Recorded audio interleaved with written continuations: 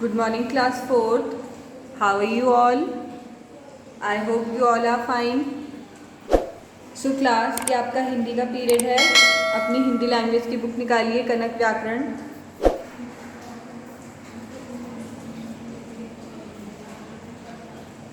अपनी book open कीजिए और पाठ 2 पे आइए. पाठ 2 वर्ण, विचार तथा मात्राएं.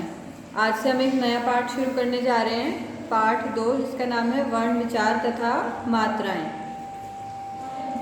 मनुष्य के मुख से सबसे पहले निकली आवाज़ों को हम ध्वनि कहते हैं.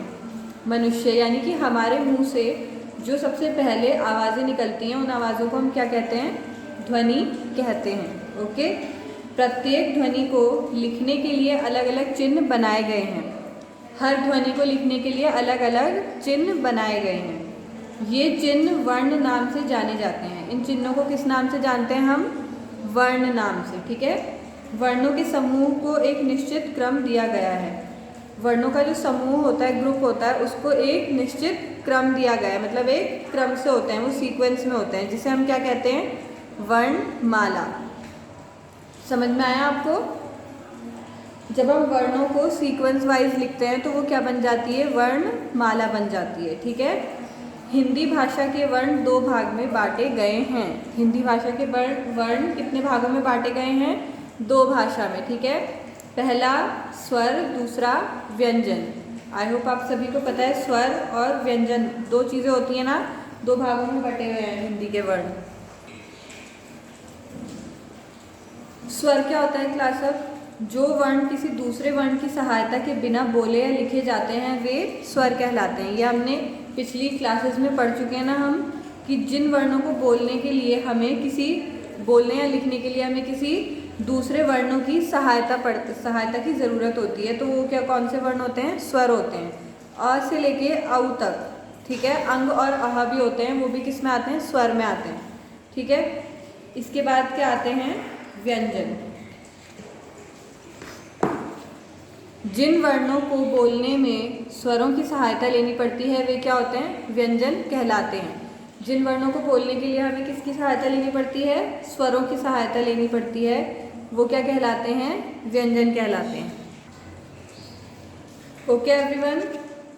तो स्वर क्या होते हैं? स्वरों को बोलने के लिए हमें व्यंजन की सहायता की ज़रूरत नहीं पड़ती, लेकिन व्यंजन को बोलने के लिए हमें स्वरों की सहायता ज़रूर लेनी पड़ती है. ठीक है. क से लेके ज्ञ तक क्या होते हैं? व्यंजन होते हैं. ठीक है. अब संयुक्त व्यंजन क्या होते हैं? अक्ष, त्र, ज्ञ और श्र क्या होते हैं? संयुक्त व्यंजन होते हैं. ठीक है. 2 व्यंजन 2 वर्णों के मेल से संयुक्त व्यंजन बनते हैं. ये व्यंजन जो होते हैं, ये 4 व्यंजन मैंने आपको बताए, ये 2 वर्णों के मेल से, मतलब 2 वर्णों को मिला के बनते हैं ये. ठीक है. जब व्यंजन में स्वर नहीं होता तो वह बाद वाले व्यंजन से जुड़कर संयुक्त व्यंजन बनता है. जब व्यंजन में स्वर नहीं होता, ठीक है, तो वो बाद वाले व्यंजन से मिलके क्या बन जाता है? संयुक्त व्यंजन बन जाता है. जैसे अक्ष, त्र, ज्ञ और श्र. जैसे अक्ष कैसे बनता है? क और श को मिला देंगे हम तो अक्षा बन जाएगा. ठीक है. उससे एक शब्द बनाया कक्षा. उसी तरह ज और अ को मिला देंगे तो क्या व्यंजन बन गया? ज्ञ. और ज्ञ एक संयुक्त व्यंजन है, तो ज्ञ से एक शब्द लिखा ज्ञानी.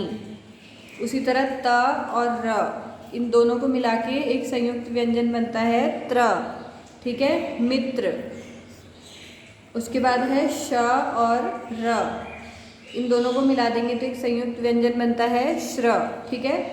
श्रम, श्रम. श्र से एक शब्द बनाया श्रम. ठीक है. संयुक्त वर्णों के कुछ अन्य रूप हैं.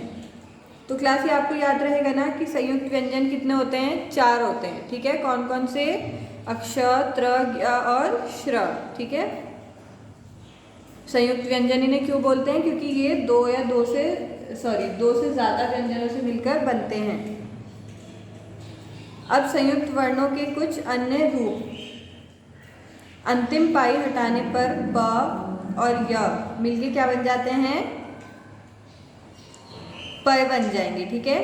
और त और थ इनको हम पढ़ नहीं पाते हैं ढंग से, बट ये अभी इनको हम अथ बोल सकते हैं, ठीक है।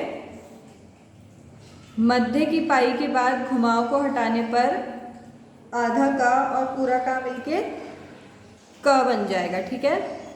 बिना पाई वाले वर्ण में हलंत लगाने पर, जिनमें पाई नहीं होती, पाई मतलब इसे घुमा के जो लिखते हैं उसे पाई बोलते हैं हम, जो बिना पाई वाले वर्ण होते हैं उसमें हलंत लगाने पर द और ध मिलके क्या बन जाएगा, दध बन जाएगा, ठीक है। इसके अतिरिक्त कुछ अन्य वर्ण भी हैं। अनुस्वार यानी कि अंकी बिंदी को हम क्या बोलते हैं, अनुस्वार।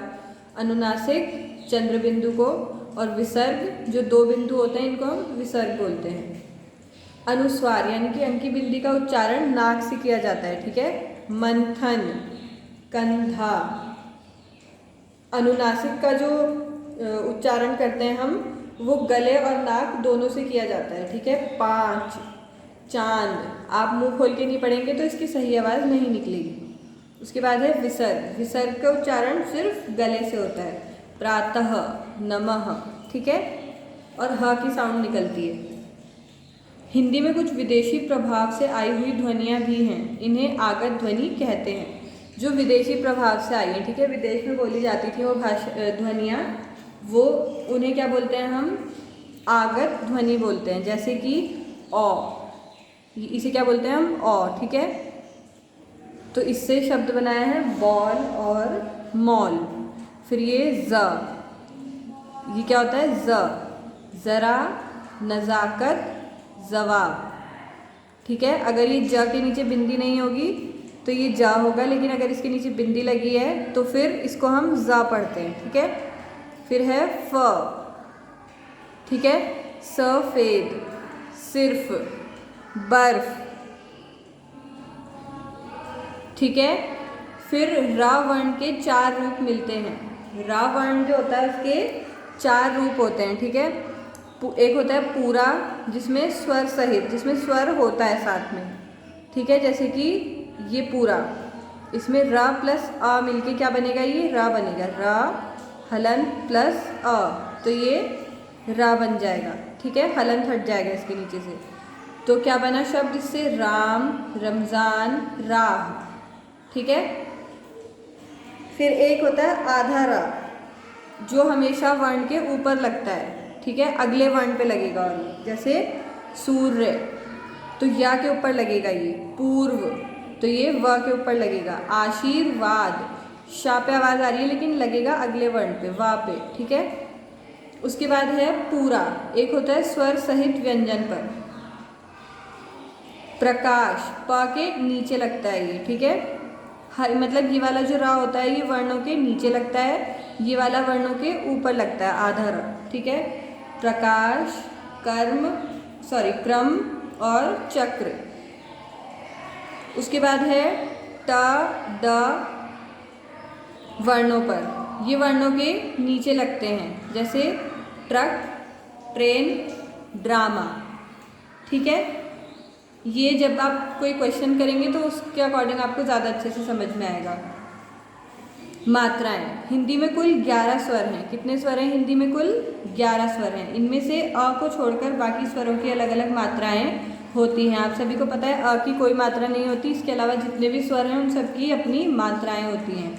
इन मात्राओं को व्यंजनों के साथ लगाने से उनका उच्चारण और रूप बदल जाते हैं। जब इन मात्राओं को हम व्यंजनों के साथ लगा देते हैं तो उनका उच्चारण भी बदल जाता है, हम उनको अलग तरीके से पढ़ते हैं फिर, और उनका रूप भी बदल जाता है। यहाँ मात्राओं का व्यंजनों के साथ योग तथा प्रयोग सिखाया गया है। यहाँ पे मात्राओं का व्यंजनों के साथ किस तरह हम यूज़ करते हैं उन्हें, वो सिखाया गया है, ठीक है। वर्णों को अक्षर भी कहते हैं। अगर आपसे कोई पूछे अक्षर क्या होता है और वर्ण क्या होता है, दोनों में क्या फ़र्क है, तो आप बता सकते हैं कि इन दोनों में कोई भी फ़र्क नहीं होता। वर्ण और अक्षर दोनों एक ही चीज़ होती है, ठीक है। आई होप आप सभी को यहाँ तक समझ में आ गया होगा। ये हम पहले भी पढ़ चुके हैं, बट एक बार फिर से मैंने सोचा आपकी बुक में दिया है तो एक बार फिर से एक्सप्लेन कर देती हूँ ताकि आपका थोड़ा रिवीजन हो जाए। इसके अलावा ये आपको ज़्यादा एक्सप्लेन करने की ज़रूरत आई थिंक नहीं होगी। आप सभी को पता है कि किसकी मात्रा कैसी होती है, बिकॉज आप अब क्लास 4th में हैं, ठीक है। बाकी जब हम आगे इस पार्ट को कंटिन्यू करेंगे तो मैं आपको एक बार फिर से एक्सप्लेन कर दूंगी। बाकी हमने इस पार्ट में क्या सीखा कि भाषा की सबसे छोटी इकाई क्या है, वर्ण है। वर्ण के कितने प्रकार होते हैं, 2 प्रकार, स्वर और व्यंजन। संयुक्त व्यंजन 2 या अधिक व्यंजनों से मिलकर बनते हैं और व्यंजनों से जोड़ने के लिए स्वरों के बदले हुए रूप मात्राएं हैं। ठीक है, तो आपको इसको अच्छे से पढ़ना है एक बार ताकि आपके सारे कॉन्सेप्ट्स क्लियर हो जाएं। So that's all for today's class. इस चैप्टर को हम आगे अपनी नेक्स्ट क्लास में कंटिन्यू करेंगे। Till then bye bye, take care.